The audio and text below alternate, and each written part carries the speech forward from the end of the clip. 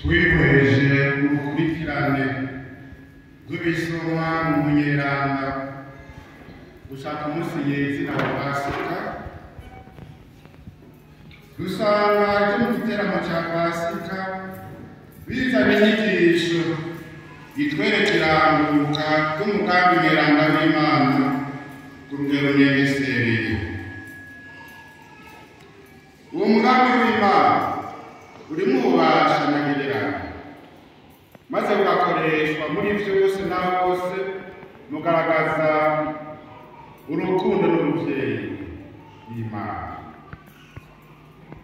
Mu gisoma cya mbere twumvise ubwene mu ntango ya byose Imana ariyo yari, kandi ko byose byaremwe ku gushaka kwayo, ibirema ikoresheje ijambo ryayo kurema, ijambo rifise ububasha budasanzwe, ububasha ndangamana, ububasha bushobora kurema ibintu bivuye mu busa. Ivyo Imana yaremye byose yabikuye mu busa, nta kintu abantu barashobora guhingura bafatiye ku bindi Imana yaremye. Ngaho Imana yoyo ntihingura, irarema ikuye mu busa. Ivyo Imana yaremye byose birahimbaye mu maso yawe. Imana nta kibi yigeze yiyumvira kurema.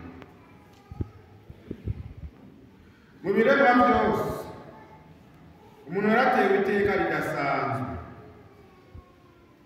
Imana abanje kumutegurira ahazoshikira, imurema ubwa nyuma, imurema n'agashusho kayo, imurema ari umugabo n'umugore. Tujya twumva rero yuko uyikiremwa muntu girafite icyo gisangiye n'umuremyi. Mu muntu harimo akaranga Imana. Nicyo gituma afise iteka ridasanzwe, iteka ata muntu n'umwe, ata na kimwe kirekuriwe kurimutesha. Nta n'umwe arekuriwe gufata umuntu nk'ikintu.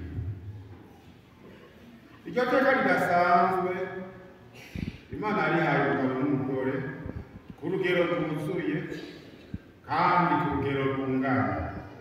Umugabo ntaruta umugore, umugore ntaruta umugabo, bose bafise iteka ringana.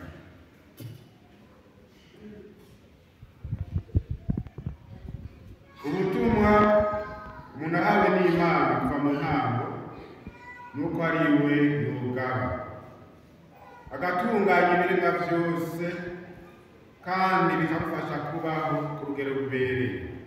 Cyo gituma mbere Imana yaciye iha ububasha umuntu wo guha amazina ibiremwa byose, kugira ngo yerekane ubwo bukuru imuhaye, imuragije.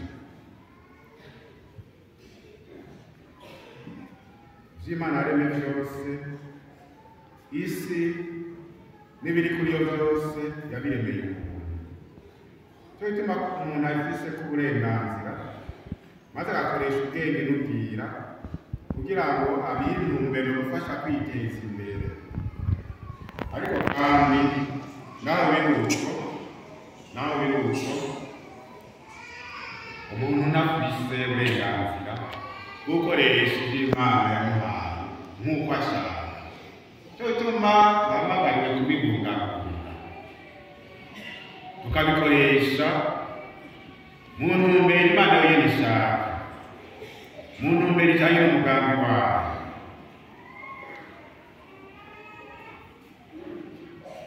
Umuntu arafise uburenganzira ku biremwa byose, akoresha ubwenge n'ubwira kugira ngo abintumbero, gutyo akure bimufasha kubaho neza no kwiteza imbere.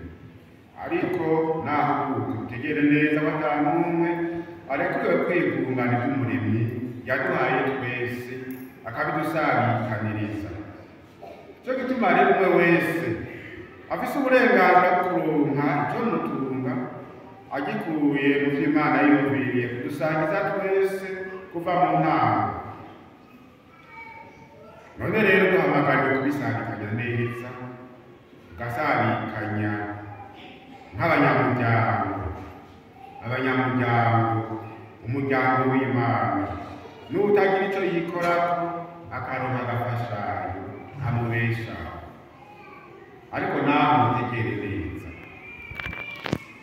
gukunda ibikorwa ugakoresha ubwenge n'ubuhinga Imana yakuremanye biri mu butumwa Imana yaguhaye n'umuntu ushobore kwitunga neza. Nta muntu n'umwe arekuwe kurera amaboko bazotungwe n'ivyo bamuhaye. Nta n'umwe arekuriwe kuguma yicaye afise amagara meza, afise ubwenge bazotungwe n'ivyo abana biboneye. Ubutumwa Imana yaduhaye nuko akoresha ubwenge, agakoresha ingufu yahawe, agakoresha ivy'Imana yaturemeye twese birabaronke ivyo mubeshaho mwiteka. Mugabo wakishwe n'amagara, ufise ubumuga, nawe nyene akaronka ico mubeshaho. Ubutumwa kandi Imana yahaye umugabo n'umugore harimwo kurongorana, ugushinga urugo n'urw'umugabo n'umugore. Nta rugo rw'umugabo n'umugore, nta rugo rw'umugore n'umugore. Kugeza iminsi mwumva muri ku bimwe bimwe aho ibintu bariko baravyorora babicisha hanze, erega uwo n'umuvuzi. Ivyo ni ibimenyetso vy'umuvuzi. Dusaba Imana itugati, dusaba Imana ituzitirire hano mu Burundi amazi atararenga inkombe. Ubutumwa rero Imana yahaye umugabo n'umugore harimo kurondoka neza, atari uguciye mu buryo bw'ubutobangano nk'uko mu bihe vya none bihugu bimwe bimwe biriko birimonogoza. Mu gisomwa ca kabiri naho twasomewe mu gitabo c'Inkuru, twumvise yuko Imana yarokoye umuryango w'abariko baracuka vuba na buhoro hariya mu Misiri. Nta n'umwe Imana yigera yipfuza ko yoba muja. Cyo tunakoresheje ukuboko kwayo gukomeye kugira ngo ibohore Isirayeli yari yicakariye mu Misiri, maze yirangira igihugu c'isezerano. No mu gisomwa ca gatatu nuko nyene Isirayeli yaronse umuhango w'irokorwa mu gihe yari yicakariye hari i Babiloni. Maze umuhanuzi Ezekiyeli atuma guhumuriza abari mu buja ko Umukama agiye kubibuka.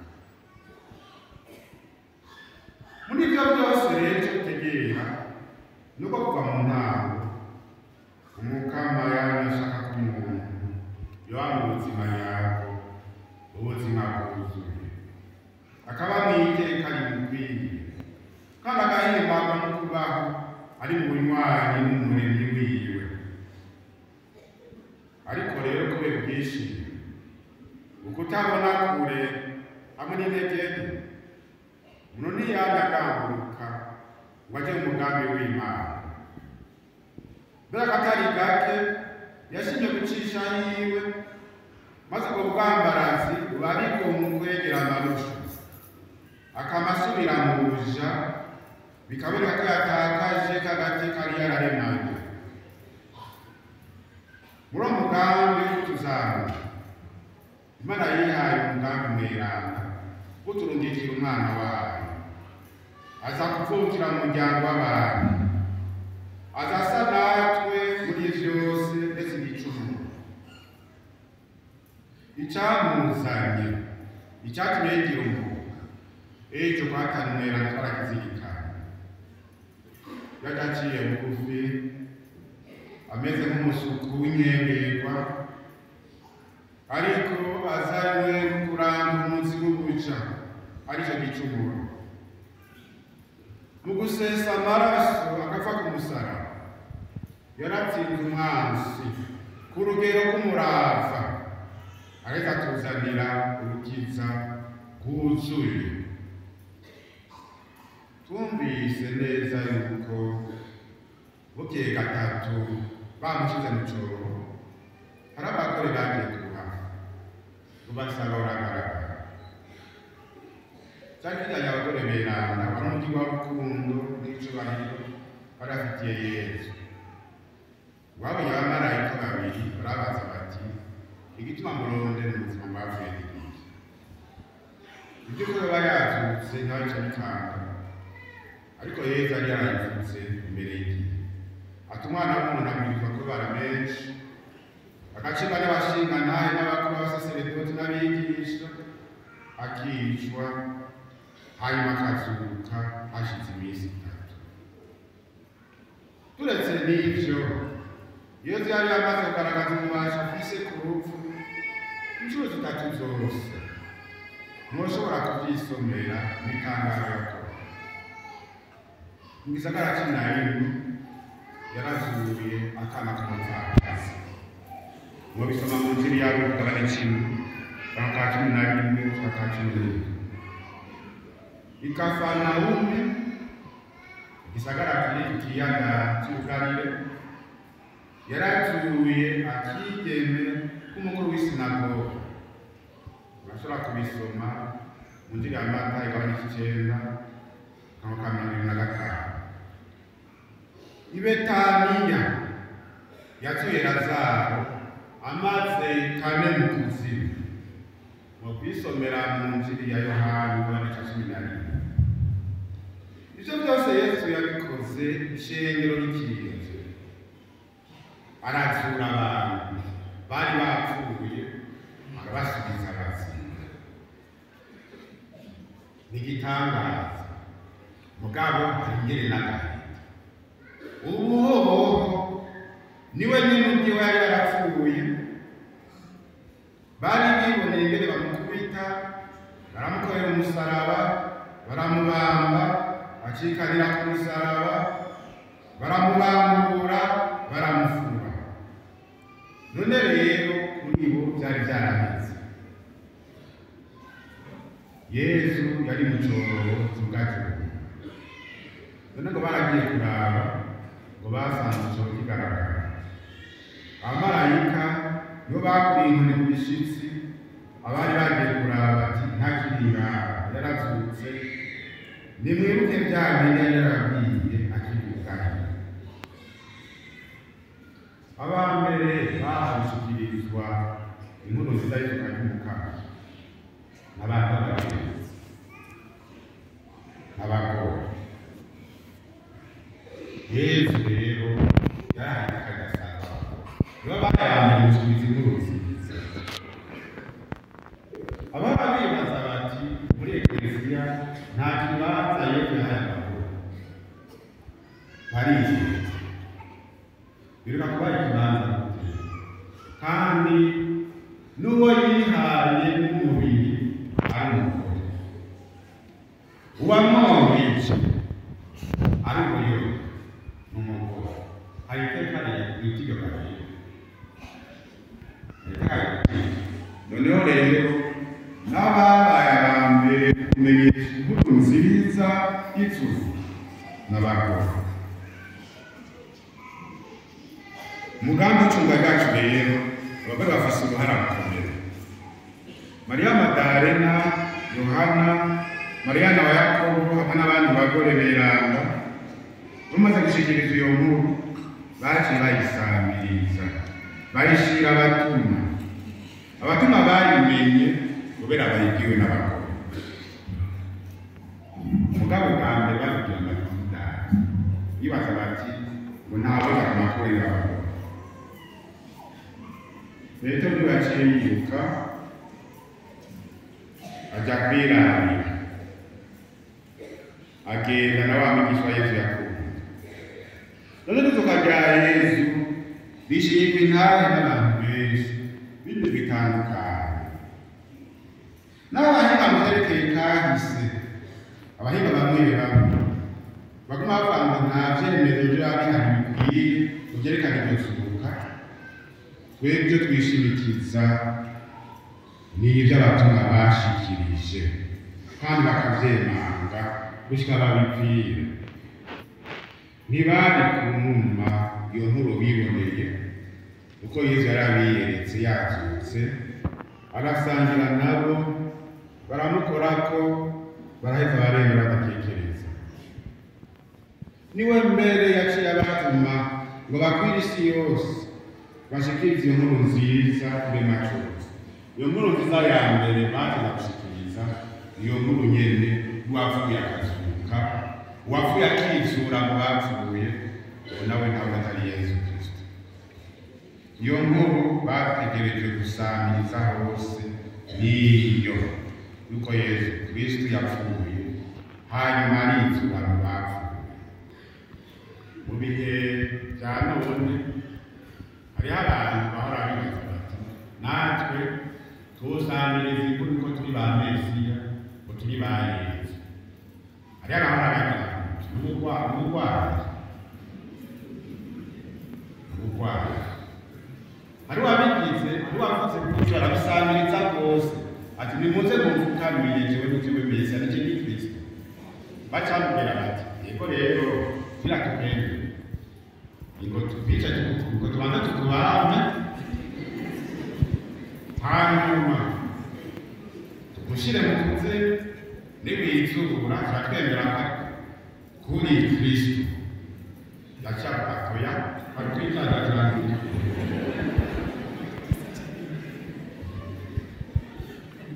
noneho rero umuntu asanzwe yemera ibimenyetso by'uko Yesu ari muzima ni byinshi. Ibimenyetso by'uko Yesu ari muzima ni byinshi. Muri ibyo harimo iyo Kristo. Nk'ubwene mukoraniye aya masaha ivyari gukunda kumukoranira y'abayifise akazu bamuri mu bintu. Eklezia ubwene yaciye kumiterere igashinga imizi mu mihingo yose, kandi yarakozwe ibishoboka byose ngo isambuke ikivuka, ikimenyetso gikomeye. Mu gihe ca none turabona ko Eklezia igihagaze neza, ukayibonera ku bimenyetso byinshi. Abakuru bari bayirongoye abepiskopi, abasaseredoti, isi ry'abasaseredoti akwiye ku isi yose, imiryango itandukanye y'abihaye Imana, isi ry'imisore n'abigeme bari mu masemina n'abantu kw'isiya, sinzi ry'abakristo bari mu mihingo yose y'isi bama bapfukama inahaja Yesu Kristo yazutse. Byose ni ibimenyetso. Hariho kandi n'imigigwa twarazwe idufashe gukomera ku rugendo, igaragaza yuko dufise uwo twishimiye. Imigigwa y'amasakramentu, amasabamana n'inyigisho nyeranda n'inzego n'amategeko n'amateka agenga indinganizo y'Eklezia n'ibindi byinshi bifasha buri ntambwe bumwe bw'ukwemera n'umwe bw'umuryango, maze bikaturoresha ubwerane. Ibyo byose ni ibimenyetso by'uko Yesu Kristo yazutse. None rero bakristo, umuryango w'Imana, urupfu rwaratsinzwe. Yesu Kristo yarazutse. Nta kindi duhamagariwe atari guharanira n'umutima wacu wose ibyiza by'umukiza, nk'uko Pawulo mweranda bitwibutsa ati ko mwazutse kumwe na Kristo, kuva ubu nimurondere ibyiza by'ijuru. Ntagire ibindi basamaza.